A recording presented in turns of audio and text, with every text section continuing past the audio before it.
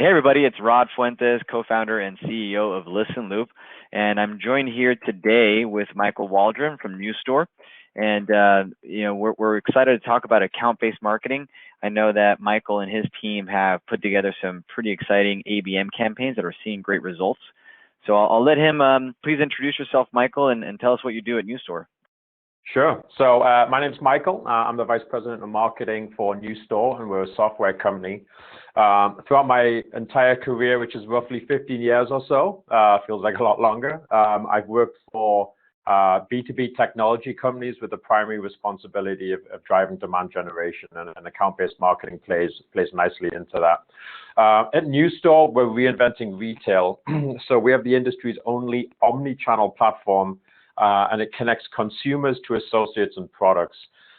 Retailers tend to be very siloed.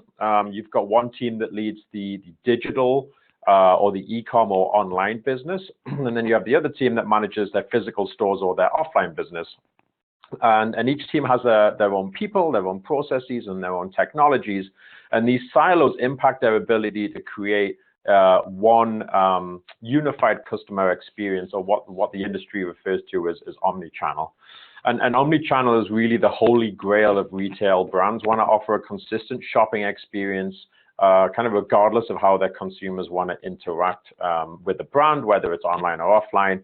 And this means giving customers access to things like inventory, to store associates, to product information, modern fulfillment options such as buy online and pick up in store. And our platform is powered by mobile, which is like any other industry. Every retailer is trying to maximize the potential of mobile. Every shopper in the world pretty much has a mobile device with them.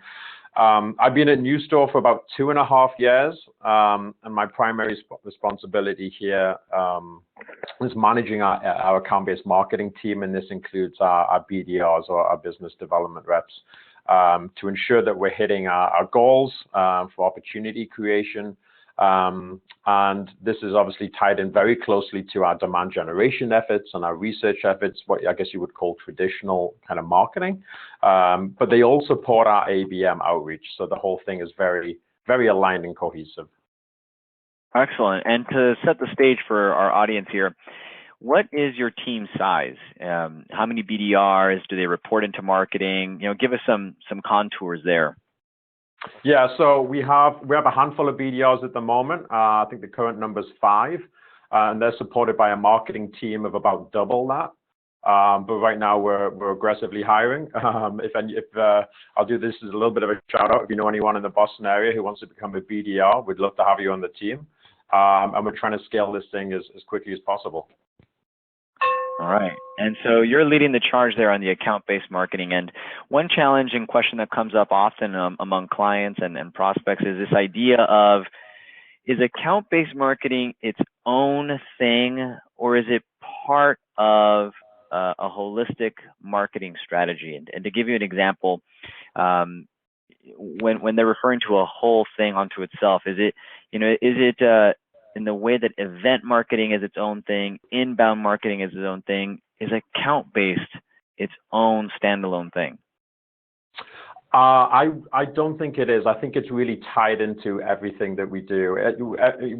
When we're coming up with budgeting or planning or strategy, everything that we do, we ask ourselves as a team, is this going to drive opportunity creation at the end of the day? And ultimately, our opportunity creation is driven through account-based marketing. So whether or not we are planning an event, whether or not we are doing a piece of research, whether or not we are updating our website, updating our persona, some of the stuff that the product marketing team does, we always kind of go back and go, okay, well, how can the account-based marketing team, how can the BDRs leverage what we're doing here? Does it relate to our persona? Is there a call to action that a CEO of one of the US's iconic retail brands would find interesting and would click through on? And if the answer is no, then we don't do it. We're a startup still, a couple of years old. We don't have all of the resources of some of our competitors or some of the larger tech firms out there. So we have to spend wisely, and we have to spend our time wisely and our people wisely. And again, if the answer is, you know what, I don't think this is going to help the ABM team, then we typically don't do it. Sure. And another thing that comes up often among people starting their first ABM campaigns is this idea of alignment between sales and marketing. Walk me through what that means to you and to NewStore. So, we at NewStore have been lucky in that regard, because I think that's one of the biggest challenges of executing an ABM campaign. We have the BDRs report directly into marketing. And I realize this is a huge organizational change and one that probably most companies won't be willing to make. But I really believe it's essential, because marketing basically has the tools and the resources to make ABM, or if you want to think of it as, well, at least we think of it as opportunity creation to be simpler, to make it scalable. So let me give you an example. We do a hell of a lot of research about the accounts and the contacts that we go after. So from an account perspective, we're looking at, did they announce any financial information that could be useful? Did they say they were going to expand the number of stores they have? And then we look at research on a contact level. Does this person, did they just speak at an event and mention something interesting around omnichannel? We even look at their personal background and say, what's their favorite sports team? Do they tweet about, The Walking Dead or Game of Thrones? Things that we can use to tailor and custom our outreach. And this is not too dissimilar, quite honestly, to how a lot of the field sales teams operate, right? They tend to do research and then they plan their outreach accordingly. But marketing has the people, we have the technology. We often have the content library, messaging know-how, and most importantly, we have the budget to make this type of outreach scale.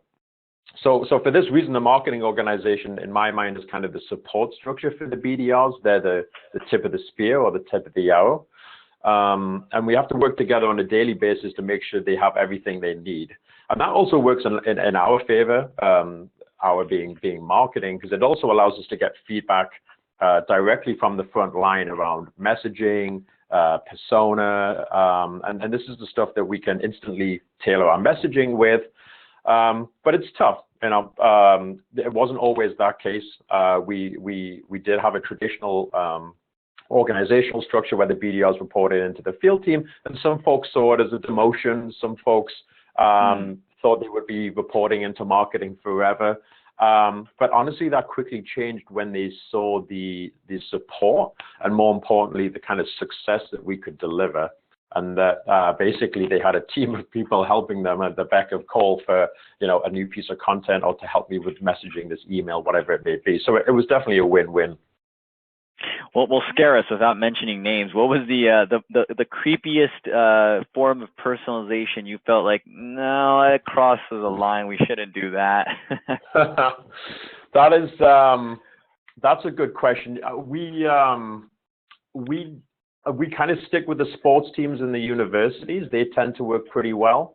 I have to admit, I'm lost a little bit with the U.S. university system, having been brought up in the UK. So I rely on my team to tell me, we should send a Notre Dame jersey to this person, or we shouldn't mention the score of the Penn State game to someone else. We tend to stick with the sports teams, but even if the messaging isn't quite relevant, I appreciate when I get those emails or the outreach, I do appreciate the level of effort they've done to do that research on me. But we haven't gone past sports yet. But as you know, ABM is evolving. Yeah. Okay. Well, let me switch gears here, because we were talking about reporting into marketing. Let's talk about reporting in itself. I mean, I've heard organizations that are having a tough time bridging the transition between we're an inbound shop that is focused on marketing qualified leads, and then somehow magically over a process they're supposed to become a company that, quote unquote, measures results at the account level, and typically that means pipeline generation and so on. So where are you? Where is NewStore on this spectrum? Do you hold yourself to an MQL quota, or what do you look at when it comes time to report on the leading indicator of success for your ABM campaigns? That's a good question. So traditionally, we did look at things like leads and MQLs, and let me I'll do a little bit of history without boring you too much. But we initially took an inbound approach at NewStore, which was intentional. because we weren't looking to drive demand generation to start with. We had 12 months between the launch of the company and the launch of our product. So we just wanted to basically build some industry credibility and get our name out there without necessarily driving a huge amount of demand, because we were waiting for the product to launch. And then summer of 2016, we decided to switch gears and focus demand generation. And there was a few reasons that we decided to do ABM. So the shift from scoring on a leads to an account makes a huge amount of sense. And quite honestly, this approach, at least for NewStore, has added a huge amount of credibility. So one of the great things I think about account-based marketing is that the success metrics are very visible and they're very relevant to your company's overall success. So, marketing teams are constantly accused of focusing on metrics that don't necessarily have a direct impact on the bottom line, right? We look at web traffic, social media, media or PR impressions, even metrics such as leads and MQLs, would always be questioned. And I, as a VP of marketing, would question them myself. We used to do a lot of webinars. We get hundreds of people attend. On the surface of it, it was a huge success, but in reality, they weren't actually turning into opportunities. But that all kind of changes with ABM, and we look at it from a reporting perspective on kind of three different things. First of all, we have what we call NewStore qualified accounts, which is a very slight adaptation from a marketing qualified account, because this is a collective goal. It's not the marketing qualified account, particularly when you have the BDRs reporting to marketing. We thought it was a company goal. So we track the levels of engagement in each of our 4 buying centers within an account. And this engagement can come from the field team, it can come from the BDRs, or it can come from marketing directly. And these engagement levels increase when we prospect into an account, whether it's an email, a call, or like a meeting, for example. But there's other activities and engagement scores. They accelerate significantly when someone responds to us. So, for example, our BDR send out an email, they get 1 point, but if that person responds, they would get 10 points. So things like inbound emails, calls, and obviously most importantly meetings increase the score. And essentially, the higher the engagement number, the further we've penetrated into that account. And over time, using kind of predictive analytics that we've set up, it can tell us what engagement score we need to have within an account to basically have a decent sense of, is this likely to progress through the various stages of our pipeline and become a customer, or do marketing and sales need to work in one of the particular buying centers to increase that score. So those are NQAs or MQAs, I guess. And then we also have what we call handovers. This is the second of the 3. These are basically NewStore qualified accounts with a high enough engagement score that we believe warrants a field team member to follow up. So typically, my team, we look for the budget, authority, and need part of the BANT criteria, and then we pass that over to the field team, and the field team tries to work on timing. So we're basically taking a warm account, which we believe has pain, and it's down for the field team to basically kind of look at the criteria that we have there and decide on whether or not it's legit, basically. And they look at things like, is the account big enough? Did we engage with the right people? Is there enough interest, and all that kind of jazz? And all of this information is tracked in Salesforce, and our handovers make up around 70% of our qualified opportunities. So this is basically, this handover stage is kind of the stage prior to the funnel. And then the qualified opportunities themselves, which is the first stage of our pipeline. So not only are we evaluating how many handovers we contributed to the number of qualified opportunities, but we evaluate their progression throughout the pipeline, much like the sales team does. And this gives us a sense of how good are those opportunities we're creating. And for me, this is the benefit of ABM. Its impact on the funnel, on the pipeline, and the revenue it's directly tied to it. It's very clear to see. There's no ambiguity or questioning about marketing's role to play in generating business. I mean, first of all, big kudos to you. I really love the way you sort of rebranded the MQA to the NewStore QA. I think that it's a subtle but key way to get buy-in from everyone involved. I think that's really cool. Let me follow up on your last comments. This idea that the ABM is directly tied to revenue, right? And comparing that to how it was done before, right? Before you mentioned you had this more inbound type approach. Have you all studied or looked at the comparative improvement as a result of moving to an ABM strategy? Yeah, I mean, so we look at a few different stages. First of all, we look at kind of, I guess, where the BDRs spend their time, and then we look at the output of the BDR. So, for example, since we've taken ownership of the BDRs, ABM, because you are so focused on a set amount of accounts and people within the accounts, you're not wasting time kind of blasting out emails and calls and basically kind of wasting everybody's time. So that was a strange thing to start with because the activity numbers decreased, which of course, looking at it from a holistic executive perspective is a little bit scary, but the output was significantly higher.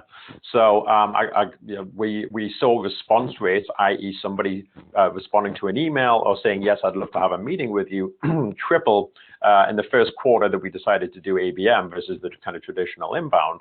And we had significantly less activities towards it. So the second part of it, the output, is you're seeing a significantly higher quality of opportunity being created, which is huge. So not only have you kind of had the shift away from leads and everybody, sales teams going, well, you generated 1,000 leads, that's great, but 999 of them aren't very good. We're generating significantly lower numbers in terms of NQAs, but because we spent the time going after, first of all, the right accounts, and these are accounts that are agreed upon with sales before we start. We're going after the right people within the account. So these are senior decision makers that the sales team want to reach out to, but just don't have time to do the prospecting themselves. When you come to that, always that awkward kind of handover process where the field team kind of pokes holes at the opportunity and goes, okay, well, is this the right account? Are these the right people? Have you got it this far? 99% of these handovers that we're generating have been accepted because we do have that alignment with sales, which means the quality of the opportunity is better, which means the chances of the opportunity leaving the pipeline for kind of close lost reasons is significantly lower. And we've already seen not only more opportunities being created, but more opportunities accelerating down the pipeline to closed won, because again, the quality is there. So this is quite literally the poster child for reducing marketing waste. I mean, I don't think I've heard anyone put it better. It is, and we're a startup, so we didn't have a lot of waste to waste, I guess, and that was why we shifted from inbound to ABM, because even in the small amount of time we did inbound, you could waste an awful lot of money on things like content syndication or having a large booth at a trade show. And again, the numbers on day one look great. You were generating a lot of interest, a lot of leads. But when you actually kind of boil down on it and looked into the leads or how the follow-up worked or the results of the follow-up, they were poor. And that is, I think, the benefit of ABM, quite honestly. Well, take me back to when you began the ABM strategy at NewStore. So we've been doing it for about a year now. So we launched a company in September 2015. We launched our platform a year later, and once we had the platform up and running, we could kind of go full pace with account-based marketing. So we kind of experimented to start with, and then we took the BDRs on as part of the team this summer, which is when things really started to kind of ramp up. So we've been doing it for a few quarters now. We've improved our technology stack around good account-based marketing. We've done some pretty significant surgery to Salesforce. And it's always a little bit risky. It's always a little bit worrying, right? Because just like any methodology or marketing kind of go-to-market strategy, it could be a huge failure, and then you have to kind of undo all of the work that you've done. But I spent some time at the Serious Decisions conference a few months ago now, and basically my kind of question around whether or not other people thought ABM to be interesting was answered on day one, where basically every session I went to that had the word ABM in them were completely packed out, and people were trying to figure out, this is the next thing, this is the new inbound. How do we get our heads around it? And we're very lucky at NewStore because we are a startup. We have the kind of agility to be able to turn on a dime and make this kind of stuff happen. I realize it's harder for larger companies, and a lot of the people I spoke with at that event did express, I don't understand how I'm going to be able to get this done. We've been doing inbound for years and years. So I can certainly see it's a challenge. When you mentioned you started the ABM program about a year ago, do you remember why you started the program?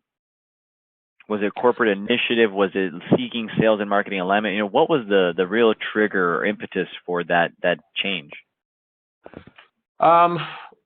Honestly, I felt inbound marketing had become very expensive and quite ineffective. You can always, if you need to get your lead numbers up, absolutely go to one of these thousands of media vendors out there and post a webinar or post a few white papers and get some leads in. But at NewStore, so a few reasons. First of all, I just felt like inbound has become it's become oversaturated. There's so much content out there that we've kind of just turned our brains off to it a little bit. It's good news for us as the end user, because at any one point I can Google, 10 best subject lines, or how to write a white paper in Japanese, or whatever it may be, and there's plenty of results to show up because content is all over the place. But because of that, we've become I just think it's become oversaturated, quite honestly, and we've kind of turned our brains off to it a little bit. So I think the effectiveness of it has decreased. I still think the prices for doing things that support inbound marketing have increased. Content creation is a big part of inbound, obviously. You need a good team to constantly be pumping out content creation. And again, we were a startup at NewStore, so we just simply didn't have the resources to be able to do that. And account-based marketing, for sure, there's a content piece to that, absolutely. But it also relies on less content. It also relies on a decent amount of creativity. And because there's so many methods of account-based marketing, whether it's direct mail, physical events, digital marketing like Google AdWords, I don't think people are going to become oversaturated as much. And the final part, quite honestly, was we are going after senior decision makers in some of North America's kind of most iconic retail brands. And your average CEO of a Tory Burch or a Hugo Boss, they're not spending their time searching on white papers, searching on webinars. They may get other people within their organization to do it, and you absolutely need to reach out to these influencers and make sure they're aware of who NewStore is. But we are going after the senior decision maker, and I felt that inbound marketing just didn't suffice, and the early results that we had when we tried it proved that. So we kind of took our manners into our own hand and decided that we were going to do a fully customizable, fully personalized outreach to these folks to try and get their attention. We were going to think a little bit outside the box, come up with some creative ways of doing it. And basically, it started to work.